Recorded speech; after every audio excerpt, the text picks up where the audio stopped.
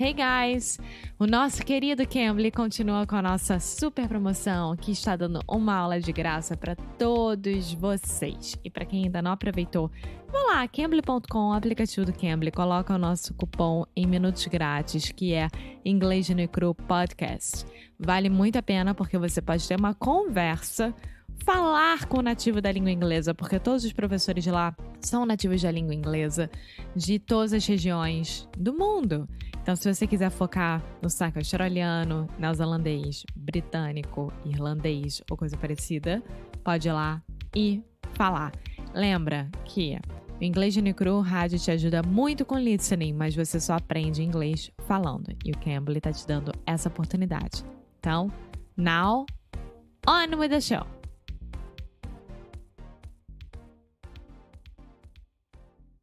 Hello, hey sweet people, welcome to another episode of Inglês no Cru Rádio. My name's Foster. As always, I'm here with...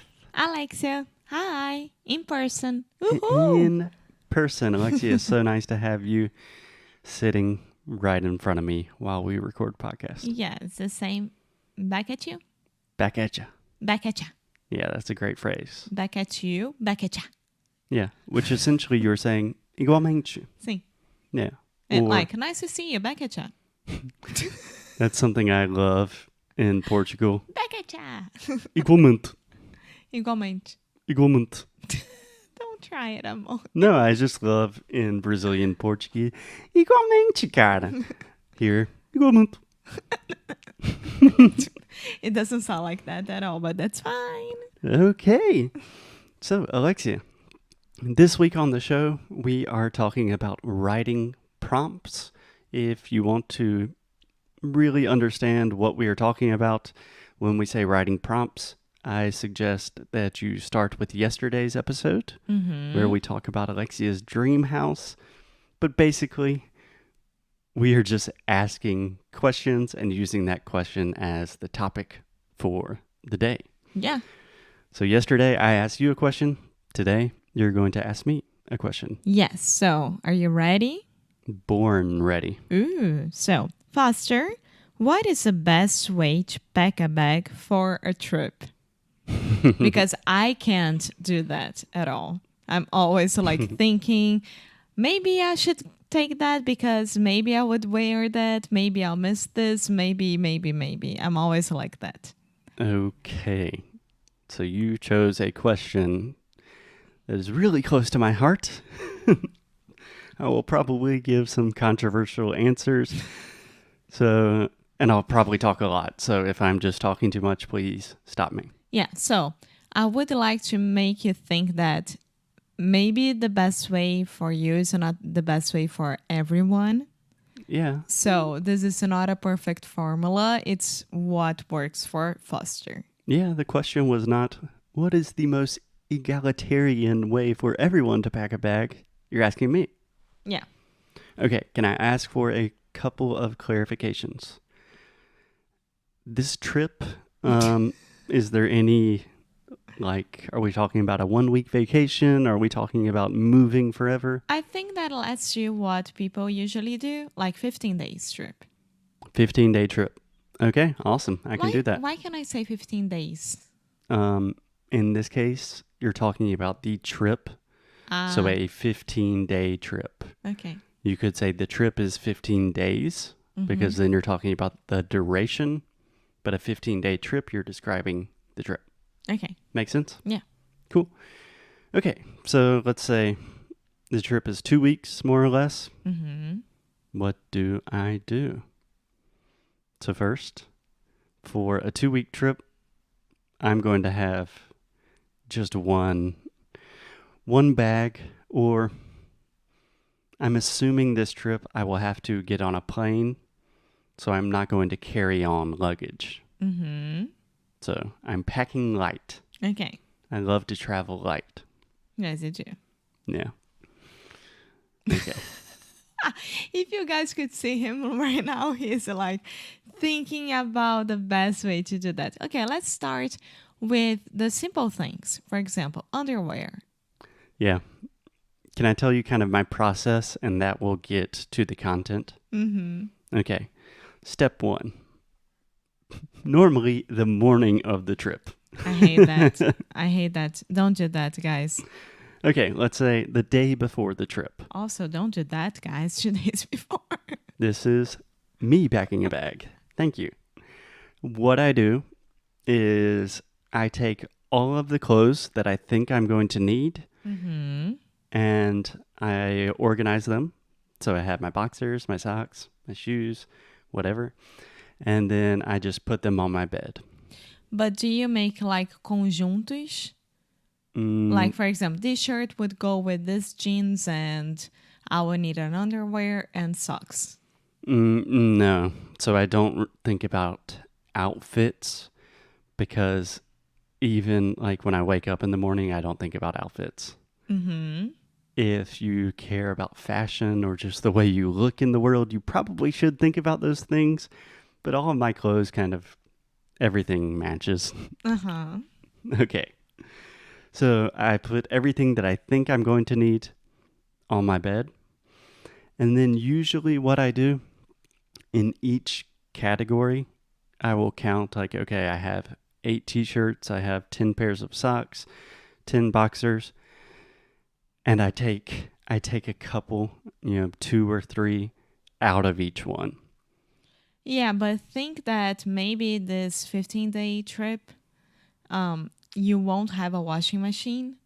It's that kind of trip that you go and spend some time with friends and then come back and then you wash everything. Yeah, that's cool. Okay. You can wear a shirt more than one day. Yeah, but not underwear. Yeah. The point is, my number one packing tip, everyone always packs too much stuff. And I am an extremely minimalist packer, and I always pack too much stuff. So just beginning the process with, okay, I have things on my bed. Do I really like this t-shirt? Am I going to need this 100%? No? Okay.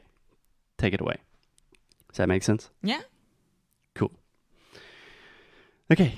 Once I have all of my clothes on my bed and I decide I definitely need these things, I have what we call vacuum sealed bags. This is a new thing, right? Because you didn't do that. It's relatively new. So for some reason, my dad has a lot of them, but they're super cheap, very easy. It's just a plastic bag. You put clothes in it, and then you push it down a lot until all of the air is out of the bag, and it makes it very small and compact. So in the past, I used to roll all of my clothes, and it's not super efficient, and all of your clothes are kind of dirty looking. So this is a much better way. Yeah, that's a great point because I use those, how do you say it? Vacuum sealed bags. Vacuum sealed bags when I was moving apartments. So it helped a lot because everything was so organized and you where everything was, but I never used for trips. Yeah, I really recommend these. So for example, I will put 7 t-shirts in a vacuum sealed bag. I try to get all of the air out, and then I put it on the floor. I step on it to make sure all of the air is out of the bag. But you can use a vacuum, right? Yeah, technically you could, I guess, but you don't really need to. And I do that with each category of clothes. So normally I have one bag for pants, one bag for boxers, one bag for t-shirts. And that way it's a lot easier for me to be organized when I arrive. Yeah. Right? So then I put all of that stuff in my bag. I kind of look like, how much room do I have left? And it can be tricky, right? Because even though it's vacuumed, it will weigh the same. Yeah. It can be tricky because you can see, okay, I have so much space now, but the weight is the same. Yeah. True. So then the next step for me is I will take my necessities. Normally this is medication, toothbrushes, things I absolutely need, like for my health, and make sure that I have all of that, put it on top of my clothes, and then again, I see how much room I have left. Mm-hmm. And then after that, I start thinking about what I would call non-necessities, which in general, it's like technology stuff. Like, do I want to take my nice camera? Do I have room for that? Do I need to take my big headphones? How much like podcasting recording equipment am I going to take? Do I have room to put a little mini keyboard in my bag? And yeah, that's pretty much it.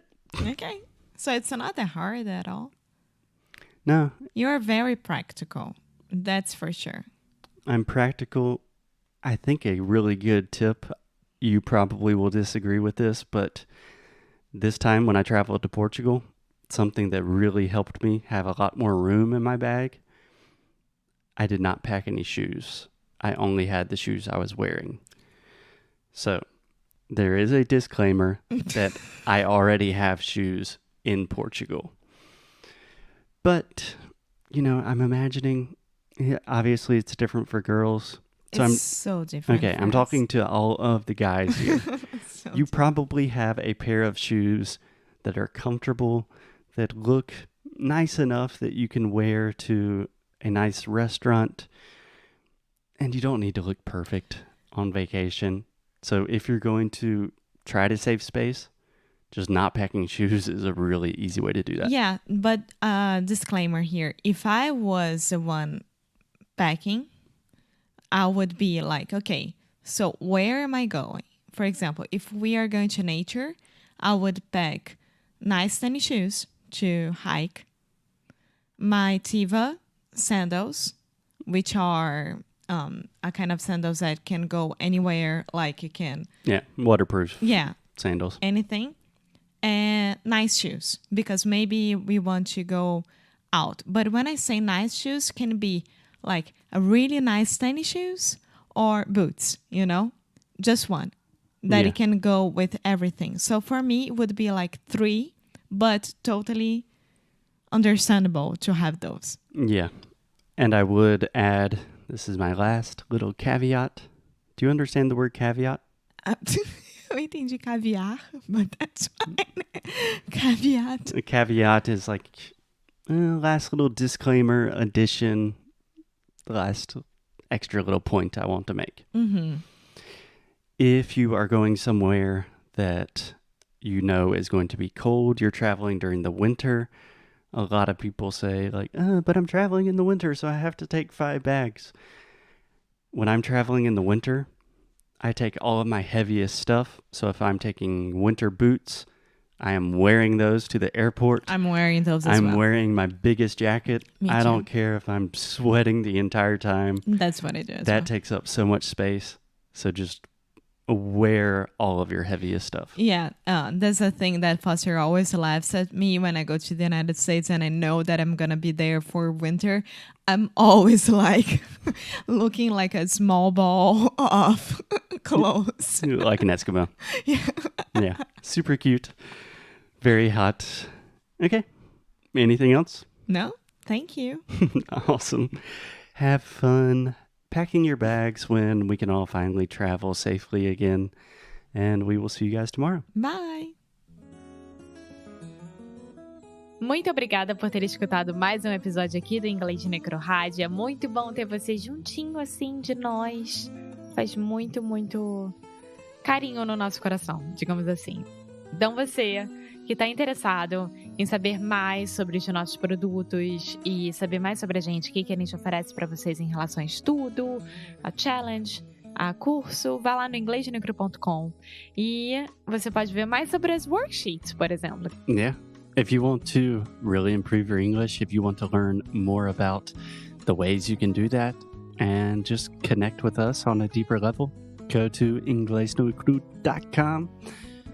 And as always, keep up the good fight. And lose well. See you guys tomorrow. Bye!